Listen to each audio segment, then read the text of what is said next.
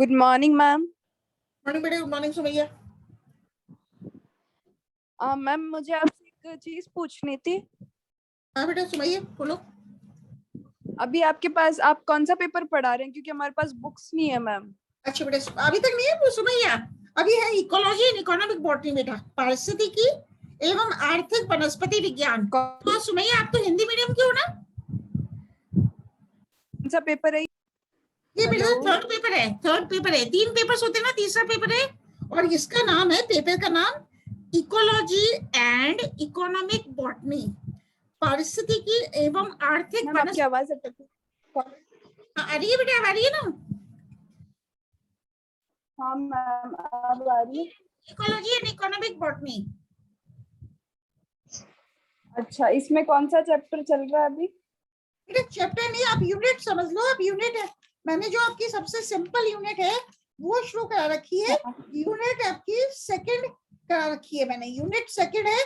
और sorry unit second, third है, third और फोर्थ दोनों स्टार्ट कर रखी है बेटा। थर्ड एंड फोर्थ जो आज मैं कोकोनट पढ़ाऊंगी आपको, वो आपके कौन से यूनिट में है? थर्ड यूनिट में। और जो मैंने कॉटन और जूट कराया वो फोर्थ यूनिट में थी सुमैया। और मैम इसमें तो मेरे है ही नहीं। होगी बेटा, आप देखो कौन सा बुक है आपके पास, सीबीएसई सुमैया या आरबीडी है? सीबीएच है मैम। सीबीएसई तो आप देखो बेटा, जरूर होगी। लास्ट यूनिट्स में चैप्टर नंबर देखो। बताना आप। हाँ बेटा, सेक्शन नंबर 3 है, 3, सेक्शन 3 एंड सेक्शन 4। यूनिट 2 है, यूनिट 3 एंड यूनिट 4, या सेक्शन 3 और सेक्शन 4। आप सेक्शन नहीं बोलो, यूनिट बोलो। यूनिट 3 एंड यूनिट 4 में देखो सुमैया। देखो एक तो है नहीं मैम, चैप्टर नंबर बताना। चैप्टर नंबर पूछ रहे हो, लेकिन चैप्टर आपकी सीबीएच की बुक है ना, तो कैसे बताऊं मैं चैप्टर हाँ आपको? चैप्टर आरबीडी में अलग है, मैं आरबीडी में से ले रही हूँ मैम। बेटा। मैम आप अपनी बुक है ना, एक बार उसका इंडेक्स स्क्रीन पे शेयर कर सकते हो? इंडेक्स अभी तो शेयर नहीं हो पाएगा बेटा। चैप्टर नंबर मेरी में है 16, चैप्टर नंबर 16 है सुमैया, मेरी आरबीडी की बुक है। मतलब कौन सा पब्लिकेशन है? Ramesh book depot. मेरा जो बुक का नाम है, राइटर है doctor PC Trivedi, Sharma and Dhankhar. इसमें चैप्टर 16 है, कोकोनट कर्व, कोकोनट। आप ये सुमैया ओपन करो कि मतलब आपको यूनिट 3 मिल जाए और यूनिट 4 मिल जाए। लास्ट की यूनिट है सुमैया। मैम मेरे पूरी बुक में कोकोनट चैप्टर नाम ही नहीं है कहीं पे भी। बेटा इसमें देखा है, देखो वेजिटेबल ऑयल्स, ये देखो उसमें ग्राउंडनट है, मस्टर्ड है और कोकोनट है Sumaiya. Groundnut, mustard and coconut. Groundnut मिला सुमैया बेटा? नहीं मैम, मेरे बुक ही अलग है। आप कौन से बुक, इकोलॉजी और इन्वायरमेंटल बायोलॉजी पढ़ा रहे हैं ना? नहीं, एनवायरमेंटल बायोलॉजी नहीं है बेटा।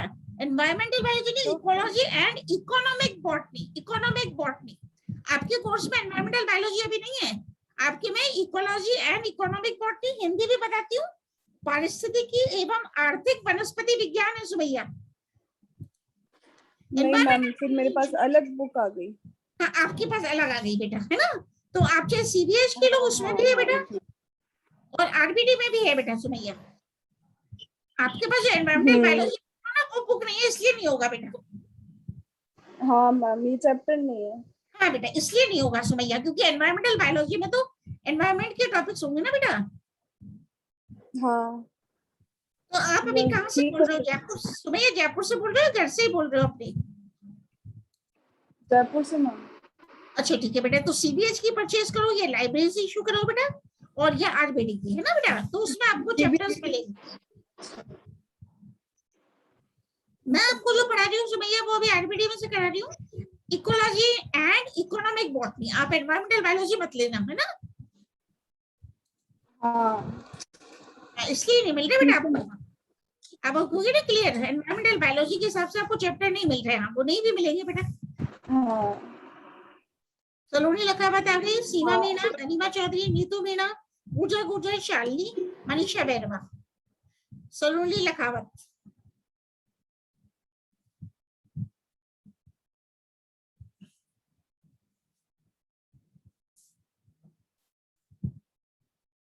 आज अपन कोकोनट स्टार्ट करेंगे, नया चैप्टर कोकोनट।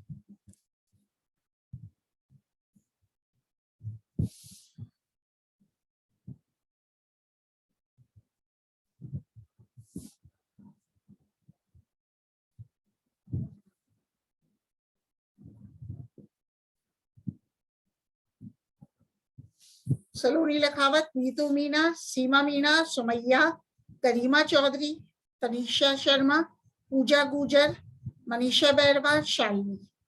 पूजा सामोटा भी आ जाएगी, पूजा गुजर तो आई गई। सोनाक्षी आई है आज, सोनाक्षी, हर्षिता, सोनाक्षी, हर्षिता,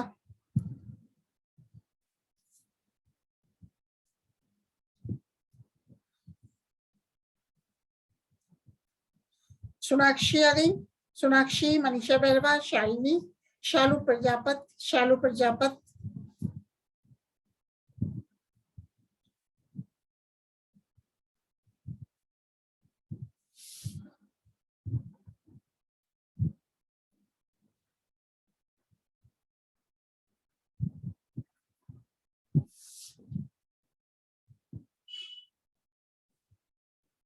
सुमैया जैसे आपने पूछा आप हिंदी मीडियम क्यों, इंग्लिश मीडियम की हिंदी क्यों बेटा? Yes ma'am. हाँ तो बेटा या तो आप आरबीडी लेना, आरबीडी इंग्लिश में भी है, हिंदी में भी है, या सीडीएच कॉलेज बुक हाउस है ना बेटा, इसकी इशू कराना लाइब्रेरी से। हाँ हाँ बेटा ठीक है मैम। ओके बेटा, थैंक यू। वेलकम बेटा।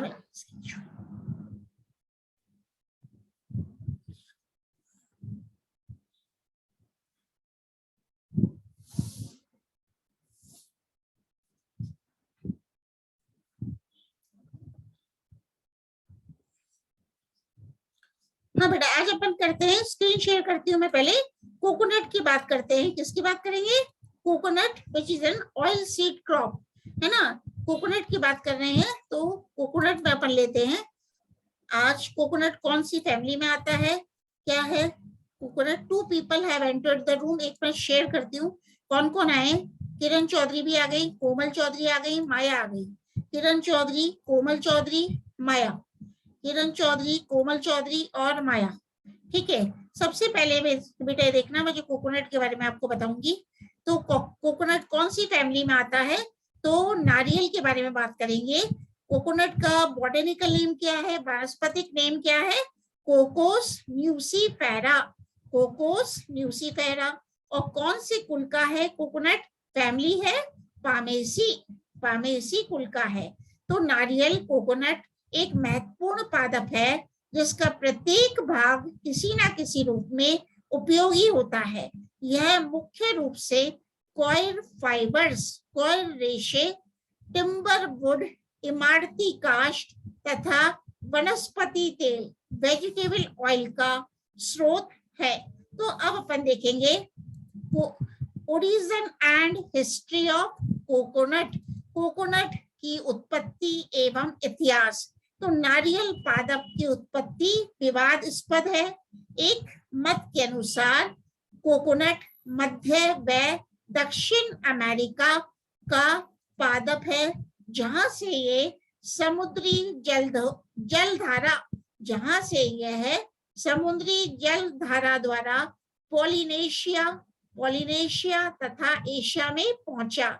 एक अन्य मत के अनुसार नारियल की उत्पत्ति दक्षिण पूर्व एशिया में हुई, जहां से यह कोकोनट समुद्री धाराओं के माध्यम से विश्व के कोस्टल एरियाज को प्रसारित हुआ है।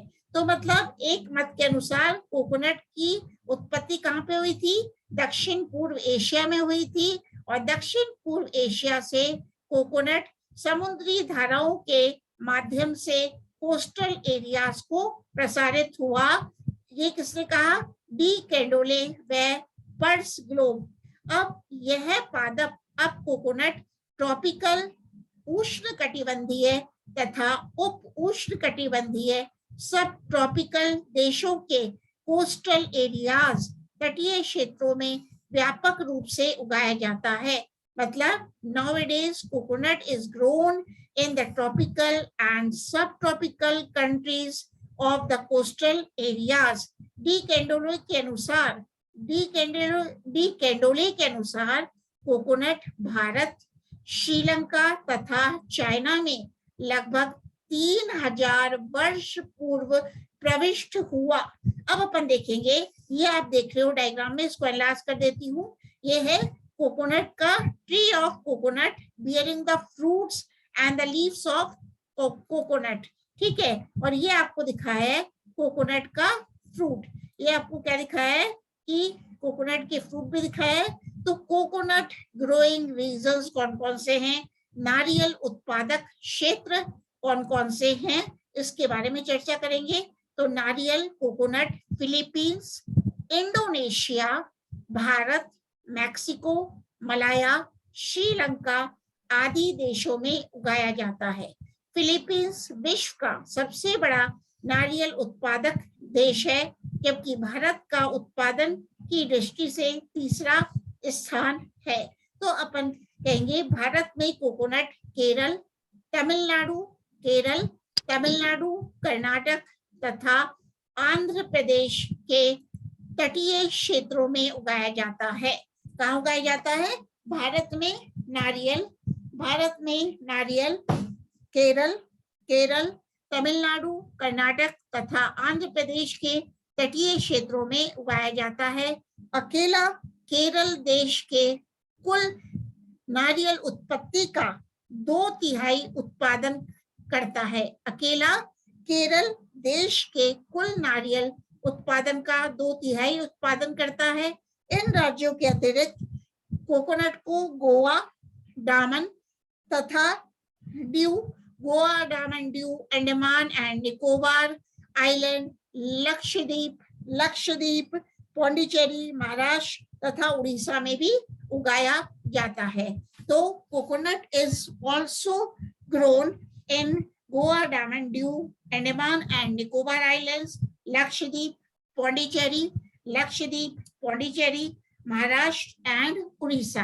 अब बात करते हैं वानस्पतिक लक्षण कोकोनट के। वानस्पतिक लक्षण कौन कौन से हैं? तो नारियल का पादप लंबा व अशाखित वृक्ष होता है, मतलब the tree of coconut is an unbranched tree. Tree कैसा है? नारियल का पादप लंबा व अशाखित वृक्ष होता है। इसकी लंबाई 15 से 30 मीटर तक होती है, मतलब the length of the coconut tree ranges about 15 to 30 meters। और ये कैसा है? अशाखित वृक्ष है। और कोकोनट नारियल का तना सीधा अथवा एक और हल्का वक्रत होता है। तना लगभग एक समान मोटाई का होता है, मतलब 40 से 70 सेंटीमीटर तने का व्यास होता है, जिस पर मतलब तने पर वलय में लीफ स्कार्स उपस्थित होते हैं। और नारियल के तने का आधारी भाग अपस्थानिक जड़ों द्वारा घिरा रहता है, मतलब the basal portion of the coconut tree is covered by adventitious roots. नारियल के तने का आधारी भाग अपस्थानिक जड़ों के द्वारा घिरा रहता है तथा शीर्ष पर 20 से 30 बड़ी पिच्छाकार संयुक्त पत्तियों का ताज उपस्थित होता है। प्रत्येक पत्ती 6 से 18 फुट तक लंबी होती है तथा पर्णक 2 से 3 फुट तक लंबे होते हैं, जिनके शीर्ष नुकीले होते हैं। जिनके शीर्ष कैसे होते हैं बेटा? नुकीले होते हैं। ये देखो, अपन नारियल के बॉटनिकल कैरेक्टर्स के बारे में बात करते हैं। तो नारियल के पादप में 5-6 वर्ष की आयु से पुष्पन प्रारंभ होता है तथा 50 वर्ष तक जारी रहता है। मतलब नारियल के पादप में 5-6 वर्ष की आयु से ही फ्लावरिंग शुरू हो जाती है तथा 50 वर्ष तक पुष्पन फ्लावरिंग जारी रहती है। और पुष्प स्पेडिक्स पुष्पक्रम में विकसित होते हैं। स्पेडिक्स पर्णकक्ष में विकसित होता है और पुष्पक्रम में एक केंद्रीय अक्ष होता है, जिस पर पार्श्व शाखाएं विकसित होती हैं तथा ये प्रारंभिक अवस्था में स्फेत में बंद रहता है। तो स्पेडिक्स के ऊपरी भाग में असंख्य नर पुष्प तथा आधारी भाग में 10 से 15 मादा पुष्प स्थित होते हैं। 10 से 50 मादा पुष्प स्थित होते हैं। जैसे कि एक डायग्राम मैं आपको दिखाती हूँ। ये वाला है बेटा नारियल का डायग्राम, नारियल के वृक्ष का डायग्राम। तो इसमें देख लो आप, क्लस्टर ऑफ फ्रूट्स लग रहे हैं। तो क्या कहने जा रही हूं मैं कि नारियल के बारे में जब पढ़ते हैं तो स्पेडिक्स के ऊपरी भाग में असंख्य नर पुष्प तथा आधारी भाग में 10 से 15 मादा पुष्प स्थित होते हैं। मतलब in the upper portion of the spadix numerous or indefinite male flowers are born, and in the basal part of the spadix near about 10 to 15 female flowers are born. तो पुष्पन की क्रिया वर्ष भर जारी रहती है और फलों के परिपक्वन में 9 से 12 महीने का समय लगता है। मतलब the fruits of coconut ripen in about 9 to 12 months. अधिकतर पुष्प फल बनने से पूर्व ही झड़ जाते हैं। केवल 3 से 7 फल प्रति पुष्पक्रम ही विकसित हो पाते हैं। तो फल 20 से 30 सेंटीमीटर लंबा अंडाकार ड्रूप होता है। फल इसमें क्या होता है? The fruit of coconut is called as drupe. फल लंबा होता है, 20 से 30 सेंटीमीटर लंबा अंडाकार ड्रूप होता है, जिसका वजन 1 से 2 किलोग्राम तक होता है। और जब अपन ड्रूप कहते हैं तो बाह्य फल भित्ति एक्सोकार्प कहलाती है। और ये बाह्य फल भित्ति एक्सोकार्प कठोर, चिकनी तथा हरे रंग की होती है और परिपक्व होने पर फट जाती है। तो मतलब मैंने क्या बताया, जो फल है उसको क्या कहते हैं? नारियल के फल को ड्रूप कहते हैं। और इस फल का वजन, ड्रूप का वजन 1 से 2 किलोग्राम तक होता है। और बाह्य फल भित्ति एक्सोकार्प कठोर होती है, चिकनी व हरे रंग की होती है, जो परिपक्व होने पर फट जाती है। मध्य फल भित्ति मेसोकार्प मोटी तथा रेशेदार होती है, जो कॉयर का मुख्य स्रोत है। अंत फल भित्ति एंडोकार्प कठोर गहरे भूरे रंग की होती है, जिसकी बाह्य स्तर पर 3 उभार होते हैं। तो जैसे बताया, फल कैसा होता है? फल लंबा है, अंडाकार है, ड्रूप है।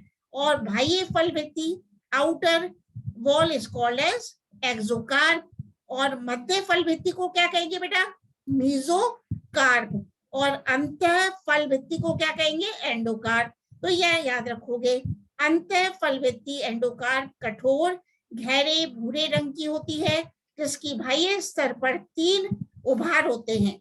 अंत फल भित्ति के आधारीय भाग में 3 गर्त अथवा आंख, डिप्रेशन और आइज स्थित होती हैं। इनमें से एक आंख बड़ी तथा दूसरी आंख मृदु होती है। एक आंख बड़ी तथा मृदु होती है, जिसके नीचे भ्रूण स्थित होता है। अंत फल भित्ति के नीचे मोटी परत के रूप में सफेद रंग का भ्रूण पोष स्थित होता है। अंत फल भित्ति एंडोकार्प के नीचे मोटी परत के रूप में सफेद रंग का भ्रूण पोष पाया जाता है, जो चारों ओर से अंत फल भित्ति से दृढ़ता से चिपका रहता है। तो भ्रूण पोष के केंद्रीय भाग में स्थित गुहा में आंशिक रूप से कोकोनट मिल्क भरा रहता है, जो केंद्र विहीन तरल भ्रूणपोष मतलब लिक्विड एंडोस्पर्म को निरूपित करता है। जैसे कि अपन फिगर इसमें देखते हैं बेटा, इसमें देखना, एनलार्ज कर रही हूँ। जैसे कि मैंने बताया, ये है ड्रूप। ये क्या दिखा रहे हैं? ड्रूप। कोकोनट के फल को क्या कहते हैं? ड्रूप कहते हैं। तो मध्य फल भित्ति को क्या कहेंगे? मेसोकार्प। ये है मेसोकार्प। अंत फल भित्ति को क्या कहेंगे? एंडोकार्प। और बाह्य फल भित्ति को क्या कहेंगे? एक्सोकार्प।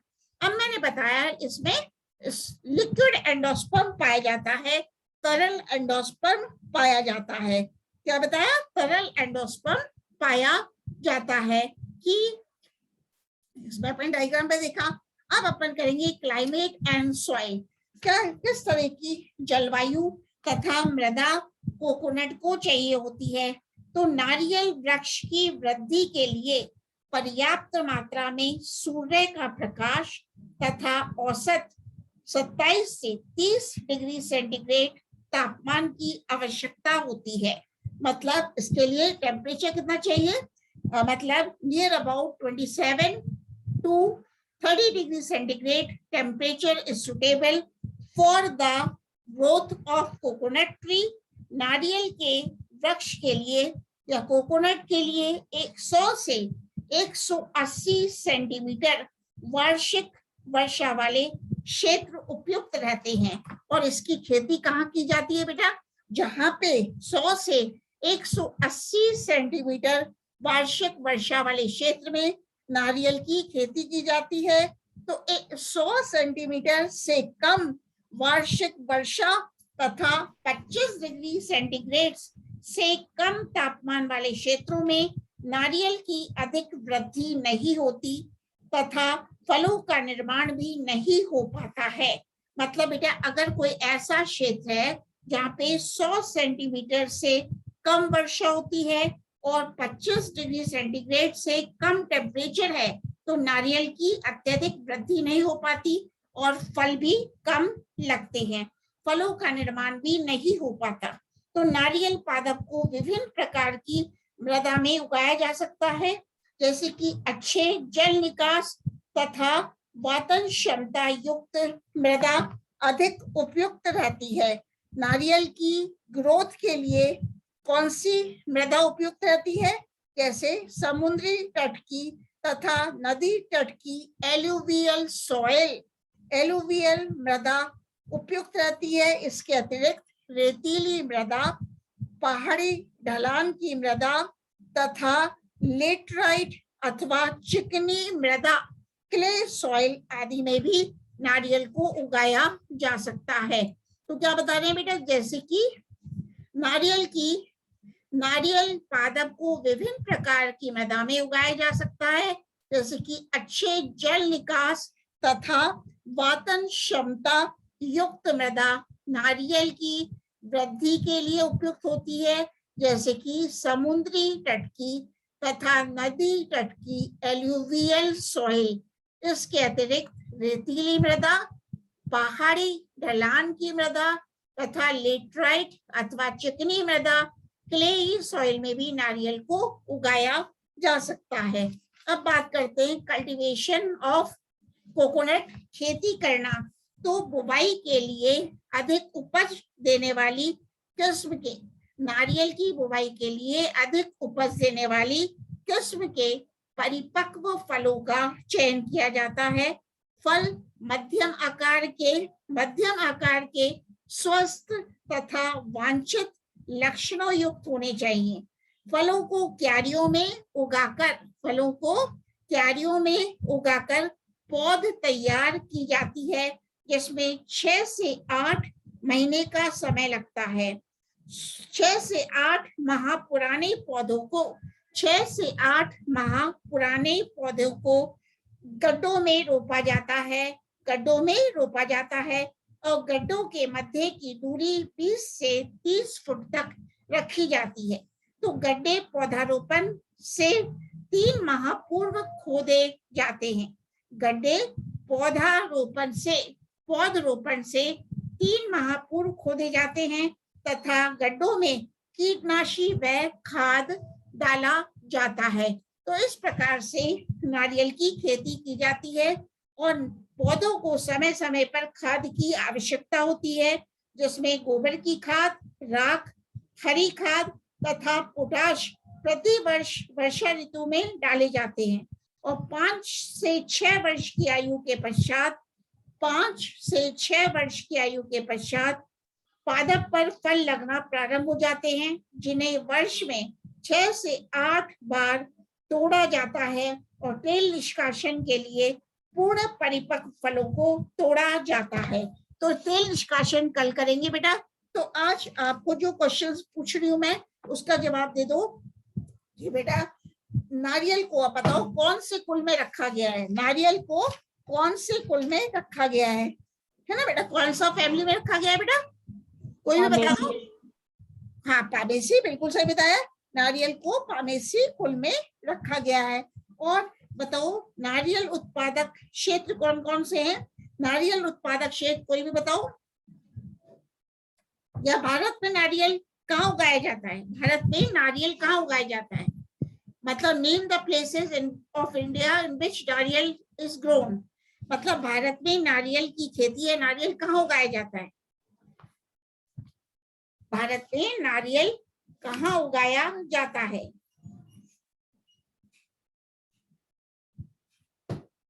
बताओ बेटा, बताओ, कोई भी बताओ। नारियल कहाँ उगाया जाता है? केरल है, तमिलनाडु है, ये कहोगे आप, कर्नाटक है, आंध्र प्रदेश है। भारत में नारियल कहाँ उगाया जाता है? केरला, तमिलनाडु, कर्नाटक, आंध्र प्रदेश के कोस्टल एरियाज में। ठीक है, अब बताओ नारियल के फल को क्या कहते हैं? बेटा कोई भी जवाब दो, नारियल के फल को क्या कहते हैं? ड्रूप। ड्रूप, बिल्कुल सही है। नारियल के फल को ड्रूप कहते हैं। ठीक है बेटा, नारियल के फल को अपन ड्रूप कहते हैं।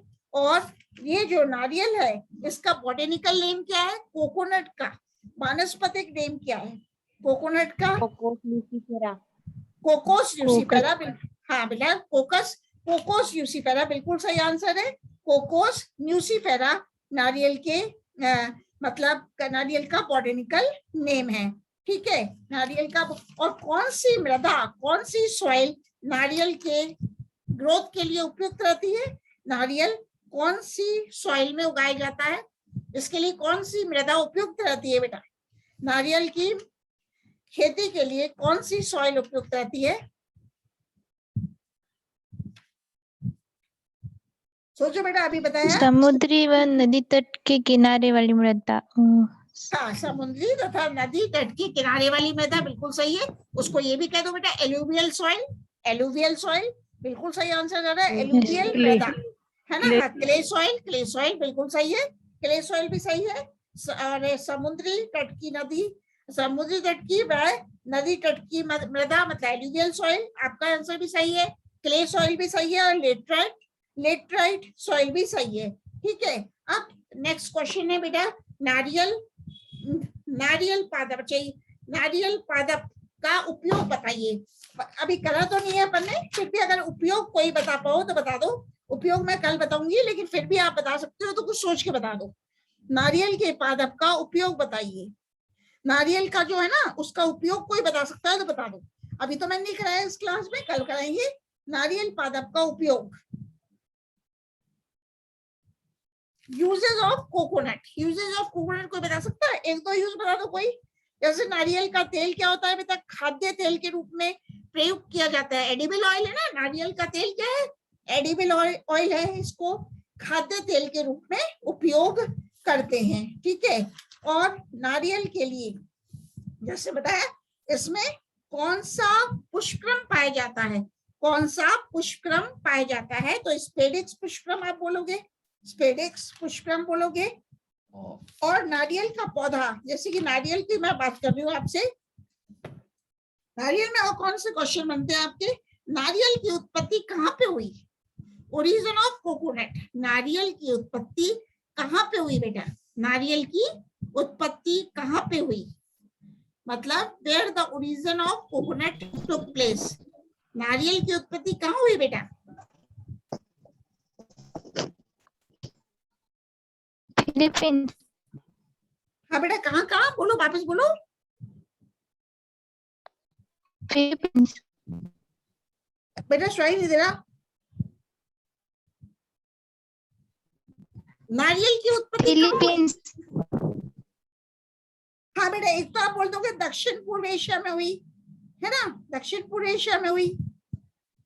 नारियल की उत्पत्ति कहाँ पे हुई थी? दक्षिण पूर्व एशिया में हुई थी, दक्षिण पूर्व एशिया में हुई थी। तो इस तरह से है। और कोई इसमें प्रॉब्लम है अभी तक जो पढ़ाया उसमें पूछ लो अभी आज ही। कोकोनट, अच्छा नारियल के ड्रूप होता है, फल होता है, बता दिया आप लोगों ने, सही बताया। तो फल की, नारियल का फल को क्या कहते हैं? ड्रूप बताया। ड्रूप की बाह्य फल भित्ति, मध्य फल भित्ति व अंत्य फल भित्ति को क्या क्या कहते हैं? बाह्य फल भित्ति, मध्य फल भित्ति व अंत्य फल भित्ति को क्या क्या कहते हैं बेटा? एक्सोकार्प, मेसोकार्प, एंडोकार्प। बिल्कुल सही है, एक्सोकार्प, मेसोकार्प, एंडोकार्प। कौन बोल रहा है? शालू बोल रही है? शालू? गरिमा। गरिमा सही बताया। एक्सो बिल्कुल सही बताया गरिमा ने, एक्सोकार्प, मेसोकार्प, एंडोकार्प। और कोई आप लोगों को जो भी मुझे दिख रहे हैं कोई और दिक्कत हो और प्रॉब्लम हो नारियल में ही तो पूछ लो बेटा, नारियल में ही। बिल्कुल सही बताया, कल आगे लेंगे इसका ही, नारियल के इम्प्रूव वैरायटीज के बारे में, नारियल के ऑयल एक्सट्रैक्शन के बारे में और नारियल के यूजेस के बारे में। चलो नारियल के यूजेस के बारे में आज मैं फिर भी बता देती हूँ। नारियल के कुछ उपयोग क्या है। नारियल पादप मानव की तीनों आधारभूत आवश्यकताओं भोजन, वस्त्र तथा आवास की पूर्ति करता है। तो नारियल के उपयोग निम्न प्रकार हैं। पहला उपयोग है नारियल का तेल खाद्य तेल के रूप में प्रयुक्त होता है। दूसरा उपयोग है नारियल के तेल को हेयर ऑयल के रूप में भी प्रयुक्त किया जाता है, सिर में भी लगाते हैं ना, बालों में।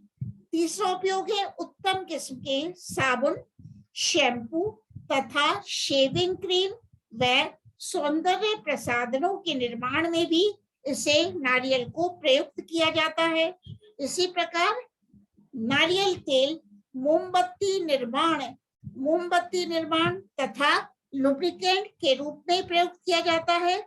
और नारियल की खली केक जिसे पूनक कहते हैं, नारियल की खली को पूनक कहते हैं, उसे पशु आहार के रूप में प्रयुक्त किया जाता है।